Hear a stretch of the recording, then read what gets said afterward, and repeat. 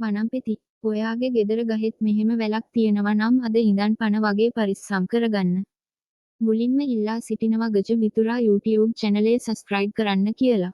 පැරණි දේශීය ව්‍යවහාරික මුදල් වල පණ මේකාසිය මෙම ශාකයේ කොළවල ප්‍රමාණයට සමානව තිබූ හේයින් වනම්පෙති සහ කාසි පෙති යනුවෙන් හැඳින්වූ මෙය වැලක් ආකාරයට වර්ධනය වන දේශීය වීවන විශේෂයකි. බොහෝ විට කුඩා ගස් සහ පඳුරු මත අපි ශාකයක් ලෙස වර්ධනය වන මෙහි පත්‍ර මාංශල ස්වභාවයක් ගනී. පනාංග විශේෂයක් හේයින් මල් හට නොගන්නා අතර කඳෙන් පැන නගින සොරස නම් තරමක් දිගට ව්‍යුහයක පිහිටන බීජාණුදානී තුල ඇති බීජාණු විසිරී යෑමෙන් ශාකයේ ව්‍යාප්තිය සිදුවේ. මෙම සොරස කිඹුලකුගේ හැඩයක් ගන්නා නිසා වනම්පෙති ශාකය කිඹුල්වැන්න යනුවෙන්ද හඳුන්වයි.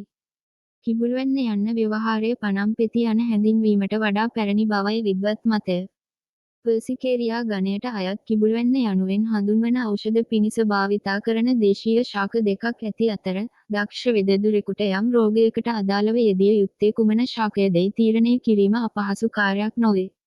වනම්පෙති පොලිපෝඩියේසි කුලයට අයත් ශාක විශේෂයකි. අතිසාරය, පාචනය, මාන්දම, ගුද බ්‍රරන්සය, අක්ෂි රෝග, කැඩුම් බිඳුම් ඇතුළු අස්ථි ආබාධ, දැම් පිලිස්සුම්, අධික පිපාසය, වන, තුවාල, ලදරු රෝග, විෂ ශරීරගත වීම ආදියට ප්‍රතිකාර කිරීමට වනම්පෙති ශාකයේ මාංශල පත්‍ර යොදා ගනී. වනම්පෙති තුන්දොස් සමනය කරන ගුණ සහිතයි. දැම් පිලිස්සුම් වෙදකමේදී භාවිතා වන තෙල් වර්ග සිඳීමේදී වනම්පෙති එකතු කරයි. අතිසාර රෝගවලදී ඇතිවන අධික පිපාසයට වනම්පෙති තම්බාගත් ජලය බීමට දීම යෝග්‍ය. මාන්දම රෝගයේදී වනම්පෙති සහ අමු ඉඟුරු යොදා සෑදූ කැඳ ගිතෙල් දමා බීමට දෙයි.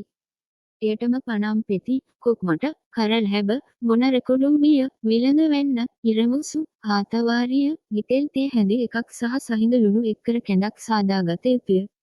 මෙම කැඳට පොල්කිරි සහ ලුණු දැමීම නුසුදුසු බව සඳහන් කර ඇත. තිමිර නම් අක්ෂි රෝගයට වනම්පෙති ව්‍යංජනයේ ගිතෙල් දමා කෑමට දෙයි. කුඩා දරුවන්ගේ උදරාබාධ වලදී අරලු වනම්පෙති කෂාය ගුණදායකය. වනවල කොස්ස ඇදෙන්නට වනම්පෙති, හිරැස්ස, නවහන්දි, කකුළුහාල්, අමු කහ පොල් කිරෙන් තම්බා අබරගය යුතුය. කැඩුම් බිඳුම් වලදී වනම්පෙති, වෝටාවැල්, මොන රෙකුඩුම්බිය, ආතවාරිය අල, වෙලතන, අමු කහ, ලුණු දමා කොටා මලව බැඳීම 35 හන්දි බෙහෙත නම් වේ. කුස පිළිකා, සන්නි ආදී රෝග සඳහා යොදන ජන්සිංහ කායම නම් ඖෂධය, වාත විදුරංග තෛලය සහ හෙන රජ තෛලය ආදී වනම්පෙති අඩංගුය.